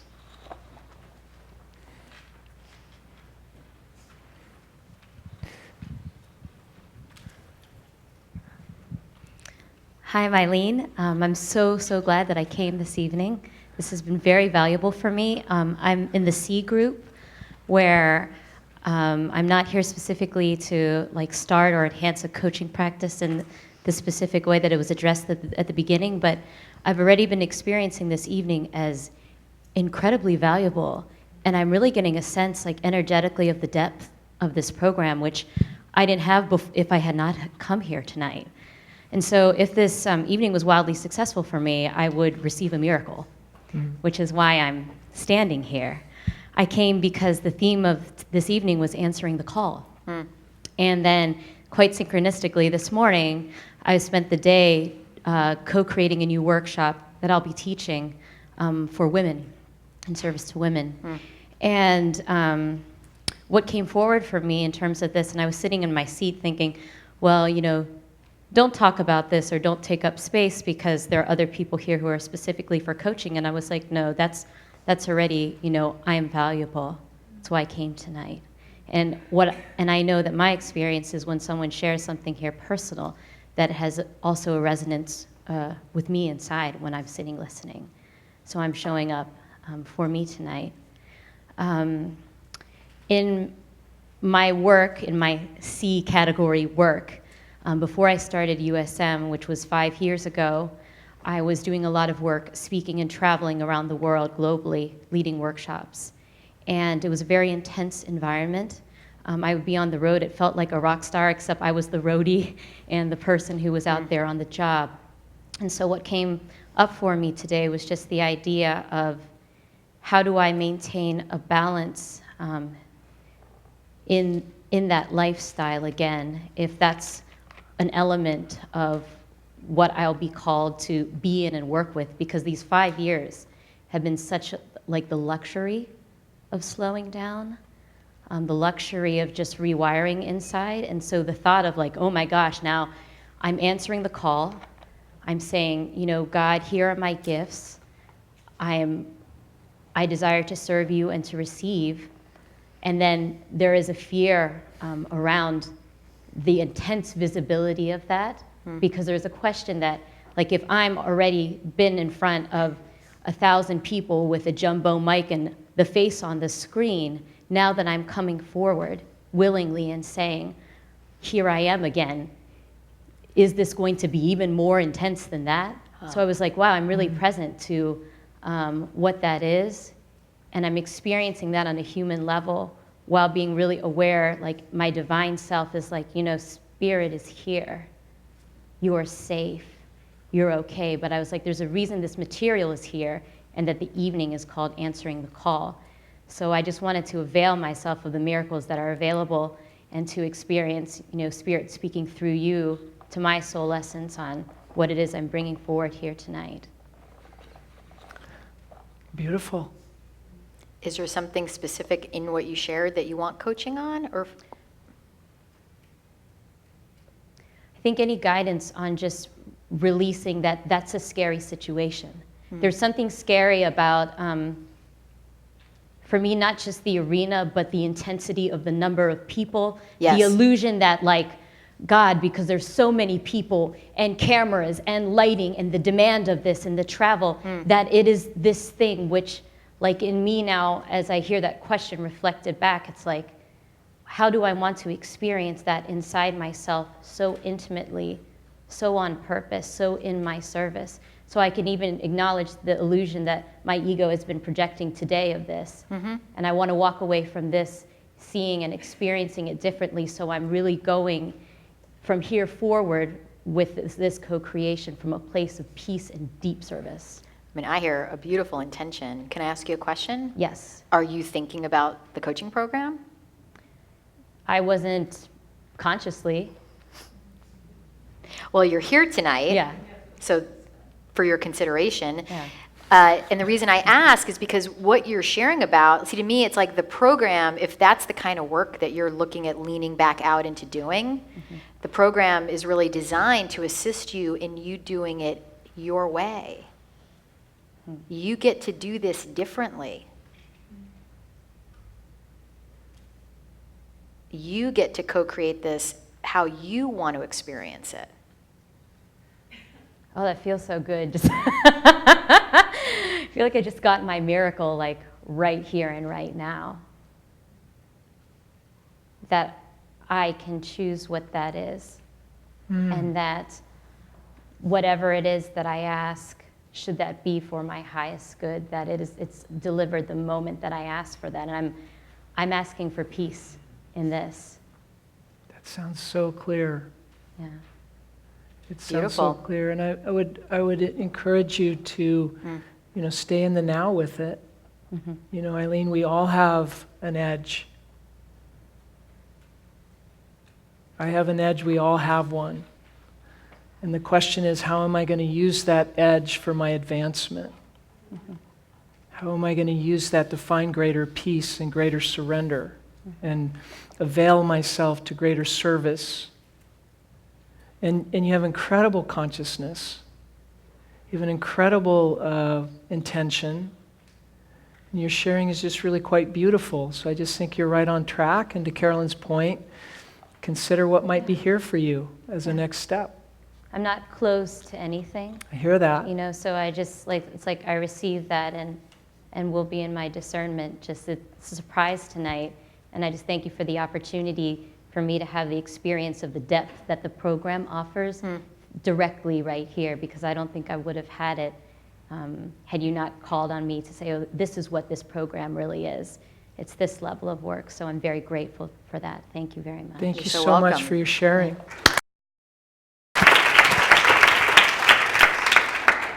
So now we get to really, you get a big treat because we get to share and you get to hear from graduates of the coaching program. Because this is really where you get to see a picture of how different each coach can be out in the world, each soul-centered professional coach. So we have 3 graduates who completed the program the last time it was offered, and they're each fantastic and fabulous with extraordinary depth. They each do things very differently, and they'll each talk a little bit about that. So we are going to ask Lori Richards to come on up, and please welcome her.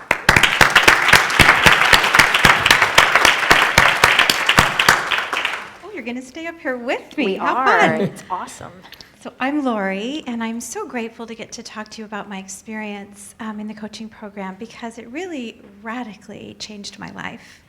I was a mother at home for 15 years, and then I found myself divorced with this mandate from the state of California that I become self-supporting. Now, I'd been a mother at home for 15 years. I had earned exactly $0 in that time, and I really had no idea what I could do or what I wanted to do. So this was a very spirit-guided process for me. 3 days before my practicum, I graduated from spiritual psychology in 2011. My 15-year-old daughter had a serious trampoline accident that required 300 stitches in her forehead. And the plastic surgeon came in, and he removed the bandage that the EMTs had put on, and he said 6 words that I'll never forget. He said, "I can help you with that." And then he stitched up my daughter using these teeny tiny subcutaneous stitches, and she has this beautiful rainbow scar on her forehead. And I always remind her of that Eagles song, "It may be raining, but there's a rainbow above you, sweetheart." Now, when I watched this precious doctor stitch up my daughter, the thought came to me. I'd lived in Europe for 9 years, and I went to this atelier where the masterpieces of art on canvas were being repaired. And these teeny tiny stitches were being put in these canvases. And as this doctor sewed my daughter's forehead up with the same kind of stitches, I thought, oh, I get it. We're God's masterpieces. We're it. What's on that painting, what's on that canvas, what's out there in nature, it's just reflecting back to us who we are. So, we got home. We were on vacation at the time. We flew home. I got to practicum late because I had to make arrangements for my daughter. And I showed up on Saturday morning. And on Wednesday evening of practicum, a voice said to me, "Write this down." And I said, okay. And I put my pen up at the top of my paper. And the voice said to me, "Your work is to heal God's art from the inside out." Now, I'd been a mother at home for 15 years. And so I said to this voice, I said, "Before you leave, I think I need to be very clear. I have no idea what that means." So then I did CHH. So I graduated in 2011, 2012, and then again from the SCPC program in 2013. And it was in the SCPC program that I learned what it meant to heal God's art from the inside out. I want to be really clear with you, because you'll hear a lot about green and clunky. You'll hear a lot about hard. You'll hear a lot about uncomfortable, and it's all okay. But I didn't experience any of that. Lao Tzu said, "The highest way asks nothing hard." And I said to God, "This is your will. I have no idea what I'm doing here. But I don't want to be green and clunky. I want to live my life according to your will, and I want to do it well. So show me." And so I just kept walking through the doors that opened in front of me. And I'll tell you, I think what made it really easy as I sit here and reflect on this tonight, I was never afraid to say I was a coach. And the first time I ever said I was a coach, I was on an airplane from here to Fort Lauderdale, 5 hours on an airplane. And I sat next to this guy, and we started talking, and I said, "What do you do?" And he said, "I'm a coach." And I said, "Well, what kind of coach?" And he was a coach for the USTA, the US Tennis Association. And he said, "What do you do?" And I said, "I'm a coach too." And I had never said it before. And then I realized the robustness of the education we got here at USM, because for 5 hours I coached this man.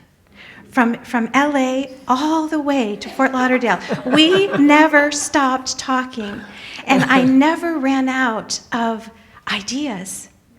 Now, I want to tell you something very important. I cannot, here's what it was like for me. I have to tell you this. First month of SCPC, I said, oh, it would have taken me 10 years to learn what I learned this weekend on my own. Second month, it went to 20 years. Third month, 30 years. By the end of the program, I actually stood and I said, and I meant it, it would have taken me 100 years on my own as a coach to learn what I've learned in 6 months.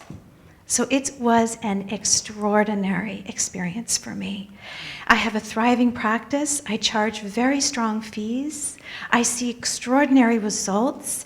You know, we've heard a little bit about the water that we carry and how thirsty people are. And they're really thirsty for themselves. And we reconnect them to that place inside of them. They remember. It's, you know, I really do feel like we're God's emissaries. We are light bearers. And it matters. Andy mentioned this earlier, so I hope I'm not stealing your thunder here, Andy, but one of the most important distinctions, we talk a lot about distinctions in the SCPC program, but one of the most important ones for me was the distinction between the social self and the professional self. And how as coaches, when we show up in our professional selves as USM grads with this robust, incredibly useful education behind us, people want what we have. Yeah. My practice fills easily. You know, Michelle Bauman I was in the program that she and Carolyn taught, and then I coached with Stephen McGhee this last year, so I feel like I've gotten the best of all worlds here. But Michelle taught us something that literally was worth the price of admission into that program for me. And it was the anatomy of an enrollment conversation. And, you know, we have our financial advisor here. I have a financial advisor in New York City that I coach right now.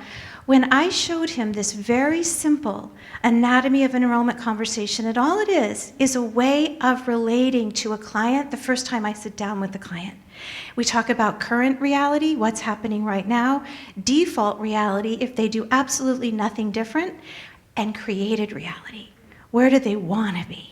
And then you'll hear in the coaching program that we as coaches are the boat that takes them from the default reality to the created reality. And it's one of the most fun things I've ever gotten to do in my entire life. And I get to do it all day, every day now. And I'm just extraordinarily grateful. So trust your hearts. I love you. God bless you. Beautiful, Lori. Thank you, Lori. John will cue them. Okay. Come on up. Okay. It's nice to see you from looking this way instead of craning my neck around to see who's speaking. My name is Andy Petronic, and it's good to be back here at USM and good to be speaking to you today. I very much related to what Adam was the question that Adam had, because I came into the program with kind of the same sense. I'm not a financial person. I've been a fitness coach and a fitness coach for 25 years. And I wasn't looking to establish a life coaching practice. I was running a company that I started called the Whole Life Challenge. I'm the CEO. I mean, 90% of my brain and my thinking and my time is spent doing Whole Life Challenge stuff. So I wasn't really looking to establish a full-time practice. But I know also, I had this inner sense that my job as a CEO and my job in my family and my job with the clients that I did have as training clients was to be a better coach and to continuously learn. And so that's why I enrolled in the program, and I'm so grateful that I did. You know, Lori mentioned that I was early, we got together before the talk tonight, and I was sharing how important the distinction between social self and professional self was for me. For me, it wasn't about the tools or the depth to which of the things that I learned in my education at USM.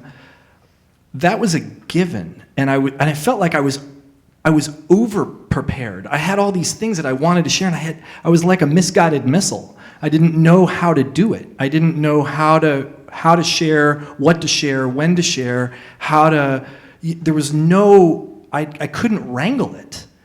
And wrangling it became important, especially as I started to see how I had arranged my life to slip into a social self-life, meaning as CEO of my own company, I get to make all the decisions myself. I work in my house. I wear flip-flops most of the time. I wear board shorts and a t-shirt. I go to the meetings that I want to. I don't go east of the 405 unless you drag me, east. And so I had set this life up for myself that was very comfortable and very much inside that circle that Stephen was talking about, without really knowing that that's what I had been doing. And it was funny because when we had the conversation about social self and professional self in the coaching program, I thought, I got this. I'm making the choice to have a relaxed, fun guy, professional self.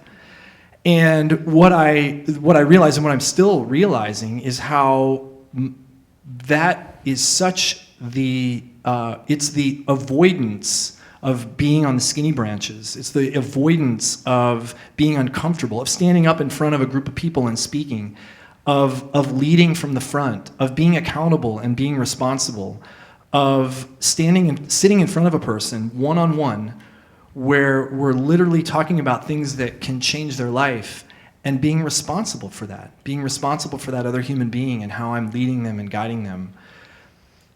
That distinction alone was worth the price of admission and worth the time. It's worth it with my son, it's worth it with my wife, it's worth it for my work as a CEO.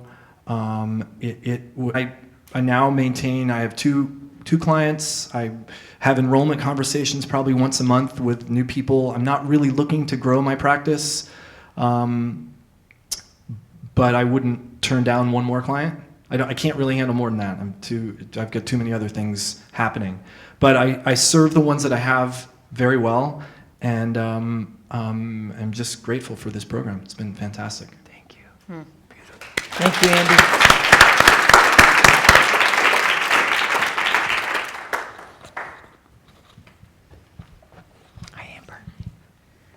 Hi, I'm Amber Chris.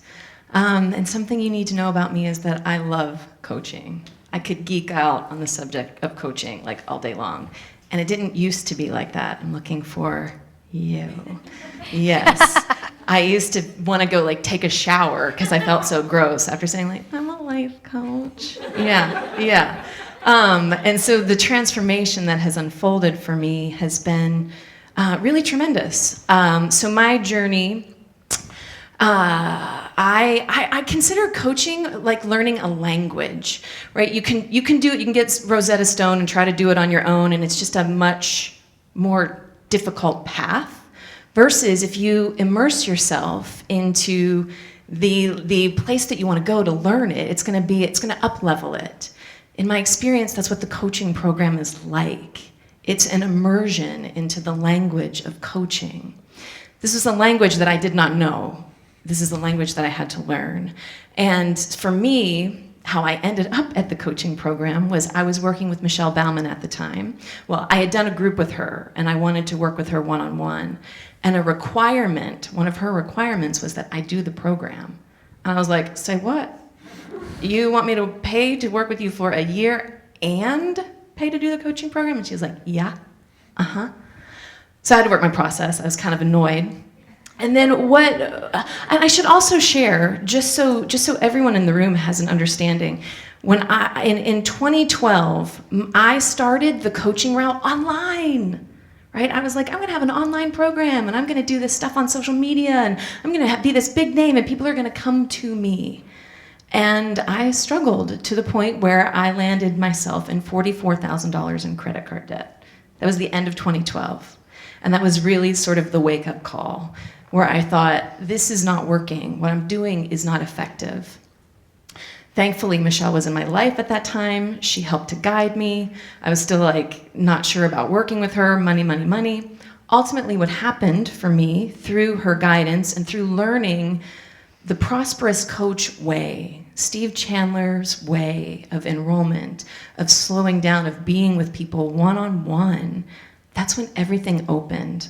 I went from $44,000 in credit card debt in 2012 to multiple six figures in 2014. And it happened very quickly because I immersed myself in the education. So when I came to the coaching program, I was already a really well-established coach. And for me, what I really got to look at in that program was the facade that I carried forward, right? What a six-figure coach was supposed to look like. And I couldn't be vulnerable in that room because I needed to be this perfect thing, because everyone was supposed to be like, I want to be like that, right? I got to look at that inside of me and really heal that, because what I really wanted was to feel like I belonged, was to be part of the group. And I stood up one day, about 3 months in, and had this really vulnerable share. You were there. And it was like the guard dropped. I let myself be seen. And I felt closer to every person in that class. It's like I got what I really wanted, which was community. Because coaching can be a really isolating career. So coming into a group like this is about building community, is about commiserating, is about celebrating wins together. The other thing that happened for me in the program, I'm a doer in life. I can really have that drive. I have that ambition. And what I gave myself permission to do inside of the coaching program was slow down. I took 4 months off. I mean, I worked with the clients that I had, but I took a summer, May until September, where I didn't focus on enrolling and bringing new clients, and I still made six figures. I attribute all of that to the lineage of Steve Chandler, to Carolyn, to Stephen, to Michelle, to Robert Holden, to Ron and Mary, to this beautiful gift that we get in USM. If it has changed your life at all, just the 2-year program, and you feel it inside of your heart to lean in and share more, there's more available, and the coaching program can deliver. Thank you. Beautiful. Thank you, Amber.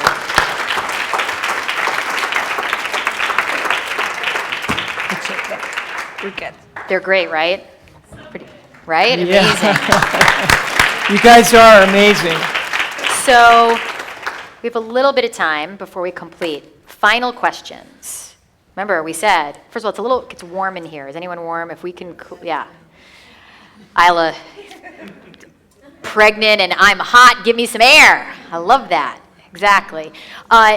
Final questions. We don't want you to leave here if there's a burning question, or come on over to the sharing station.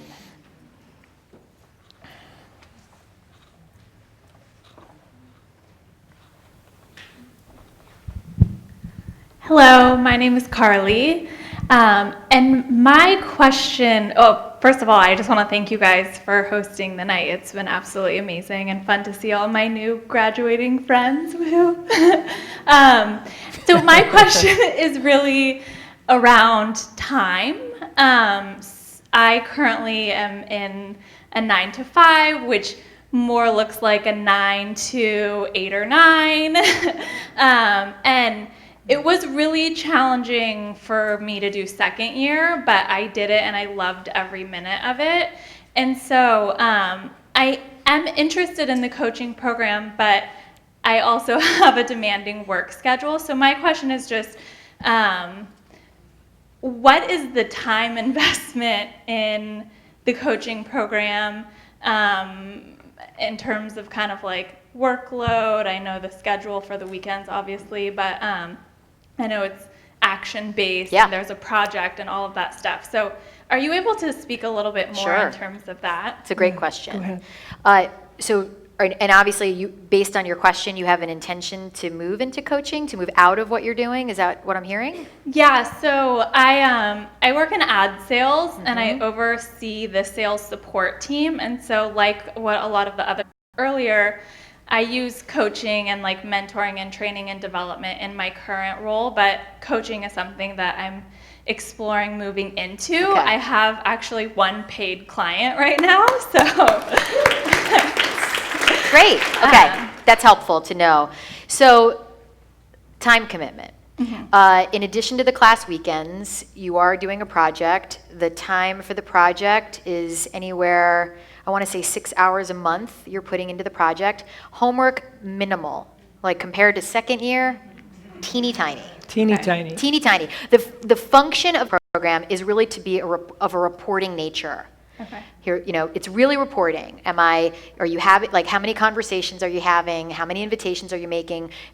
Like your project, I'm on track. That's it. Okay. So it's very minimal each month. You will be doing peer coaching.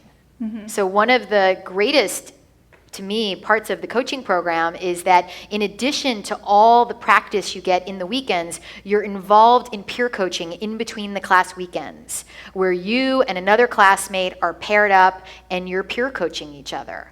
And that's a way to get more practice. It's a way to be coached. It's a way to build hours in that. So that's that, and there's reading. So there are books assigned. I have a good commute, so the reading, Audible. Right, exactly. And many people did that. You'll figure that all out. And I want to say something because to me, when you said my job is, you said 9 to 8 or 9. So, I want you to know that, I really built a bridge into full-time coaching, a bridge. So I did not leap into full-time coaching. I was working here as the director of admissions, and myself and my partner, Michelle Bauman, and Michelle was a full-time lawyer. And both of us built bridges into full-time coaching practices. And so what that looked like, to give you a picture of that, that meant like in my one-bedroom apartment at night or in my car on the weekends. So that's how it grew. So I say that so that if that's what you want, if you want to build a bridge, you can. And, Stephen and I have already talked about this. Like if we had a program like this, to have the structure and the support and the community, it's like what Lori said, so much. I could have probably moved a lot faster with the kind of support. But I want you to know, if your intention is to launch yourself in a bigger way as a coach, the curriculum and the time is really designed to assist you in doing that. Okay, great. Because I also see myself building a bridge as well. I'm not ready to completely walk away from a good paying job, and there's a part of me that still loves what I do, and potentially like bringing coaching into that environment, which I'm already in. So thank you for sharing that. And one thing before we give you a round of applause for your great question is that, I heard you use the word interested, and there's nothing wrong with that word. But I think that what you would find if you chose to do the program is we spend a good amount of time talking about leadership. And leadership would be really valuable in your current position so that you were setting clear boundaries and being efficient with the number of hours that you're working so that you can create the bridge.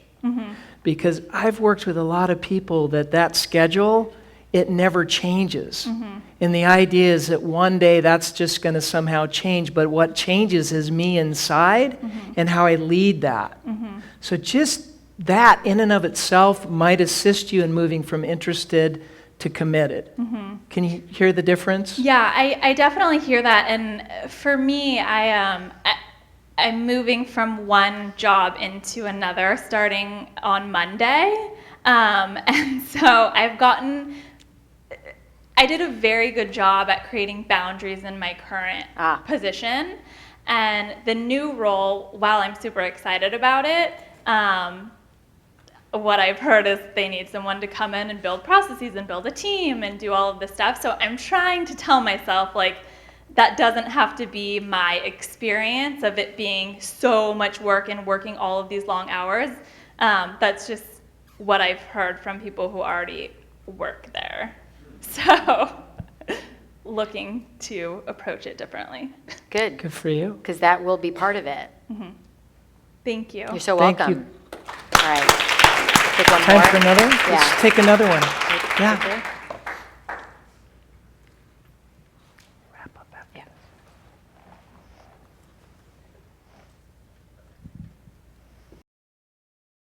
And I have like 15 questions, and I know we can't cover all that, so I'm going to ask just one, which is why would I want to do this program versus something outside of USM, like an ICF program? Given that, we are all grads here, I wonder, am I better going deeper into the kind of work I've been doing, or getting a skill set that's complementary and totally different?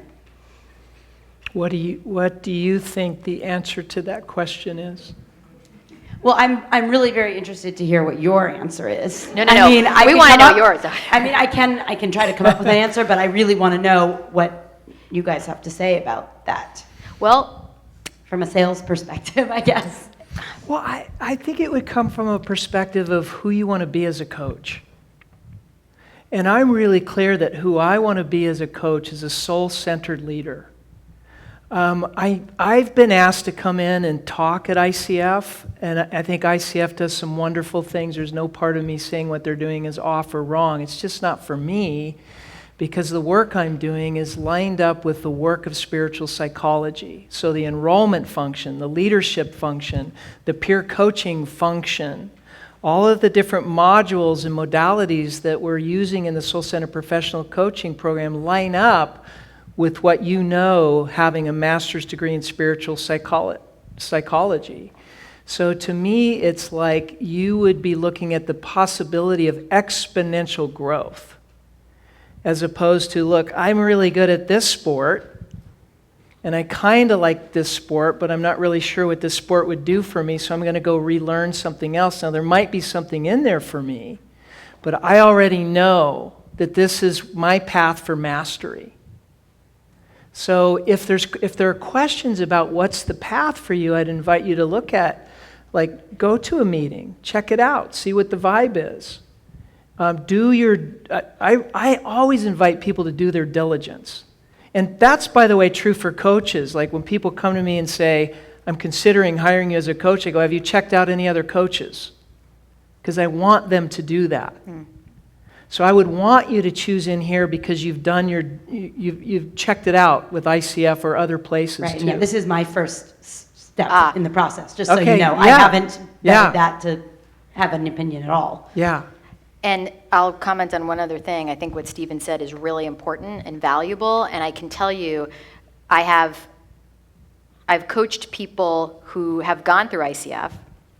And ICF, as far as I can tell, no, I haven't done it. I like Stephen, I don't have an interest in that kind of program for myself as a coach. They don't teach enrollment. And I know that because I have coaches that I'm coaching that are not USMers who have gone through the ICF program. And they don't know how to get clients. They don't know how to be in a deep, intimate enrollment conversation. They don't know how to craft email communications in the enrollment process. They have no skill set in that area. And that's something this program does teach, the email communications and stuff like that also? Oh, absolutely. Absolutely. People know who've done the program. That's like my favorite part. When people bring in emails and they read them out loud. But and we no go, emoticons. Oh, and we go, oh, look at that email. It's so fun. I love it. To me, there is nothing more fun than to be in a room full of people and looking at communications. People who've worked with me are like, she loves that. And It's just fantastic because we all learn together, and that is critical. And that's not to diminish the work of the ICF, but it's like they don't teach enrollment, and they definitely don't teach the kind of enrollment that we're talking about, really heart-centered, service-oriented enrollment. And I'm just going to move off of my neutral chair and say, I'd love to see you come here. Because I've been doing this a while, and I've seen what's out there. This is the best education for coaching on the planet, hands down, period. Well, that leads to one other question, if I may.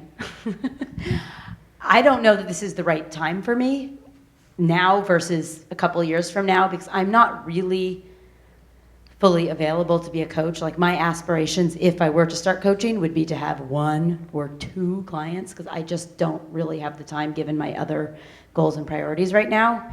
So I don't know if it would be sort of a misplaced investment. If maybe I'd get more out of it if I were in a place where I was really ready to say, okay, now I'm going all in on this. Can I ask you a question? Mm-hmm. What are your other goals and aspirations?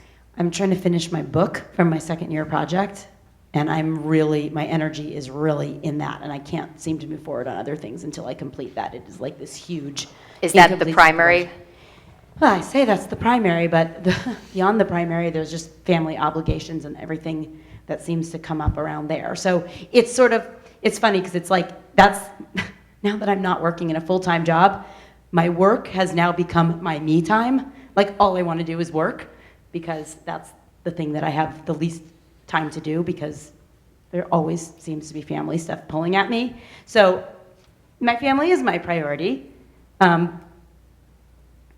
It's, how do I say it? It's like my book is my priority for me and professionally, but it just doesn't come first. I don't know. I don't know how to find the right words to explain it. It's like, it's the thing I want to be doing, but in reality, my family is my priority.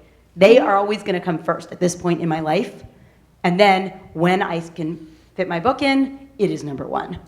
Okay, so I hear that loud and clear, and just consider that, and I think you just did really nail it. Like, the word priority is singular. Yeah. It's not priorities. Yeah. Priorities would take away from the whole definition of the word priority. Mm-hmm. So I think it's like, what is my priority professionally? Yes, or when time allows. And of course, we get it. We understand. There's no part of us that's saying, hey, you should do this now. It's like, if you're called, if you've been called, then answer the call. Yeah. That's what we're saying. And if it's not now, then maybe it's down the road. Yeah, and to be clear, I feel very called. I really want to get into coaching. Like, I feel like I am not going to feel fulfilled until I start doing it. But, I was going to have a meeting with somebody today, in fact, that could be somebody that I might enroll in the future. And then family duties, and I had to postpone her. And I'm like, so, I can't Allie, put myself in a position to be postponing client I really calls, hear you, and I don't mean to be like short with you, but just because of time, I'm going to be. Sure. So it's kind of like, it's time to just sort of decide, not sort of decide, but decide what your priority is. Now, I heard you say something that we could spend quite a bit of time on, but I won't be fulfilled until I. And if it were me, and again, I'm just saying how I would operate it, like if I had it like, I'm not going to be fulfilled until I'd be looking at how I could be fulfilled now. And I might even rearrange my priority such that I would understand that the preciousness of the presence of life is now. And what is that priority, and how will I be most fulfilled? And maybe I might invite you to sit and be with it for an hour or 2 or a half a day and just ask the deeper question. Go into the silence and see what bubbles up inside as an answer. Yeah, no, and I will say I was just being sloppy with my language. I don't actually believe I won't be fulfilled. Okay. I was just trying to talk quickly. Yeah. But I appreciate what you're saying. Yeah. I do. Thank you. Yeah. Okay.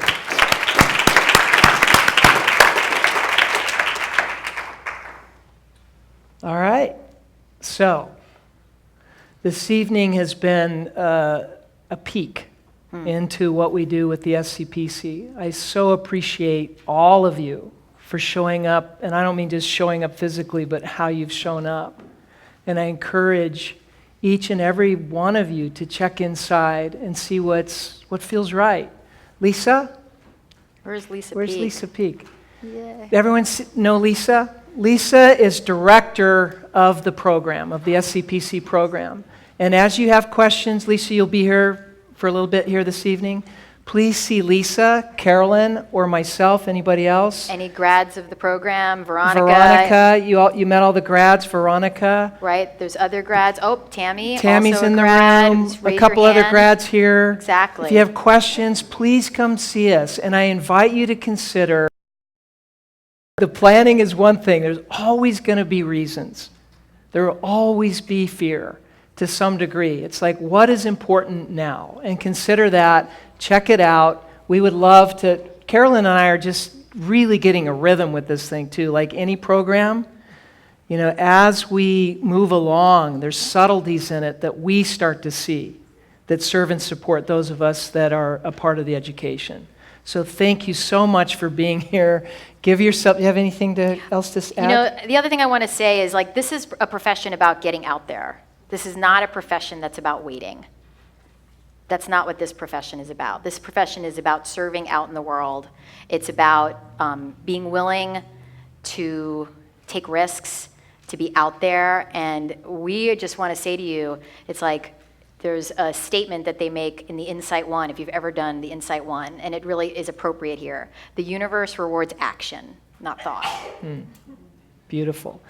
Lastly, if anyone's interested, I don't have enough for everyone here. My latest book, Get Real, there's about 10 or 12 of them back there. Anyone that's not read it, that's interested, grab one on the way out. Some refreshments over here, too. Enjoy those. We'll be here We'll be here for a while. And thank you for coming. Thank you so much.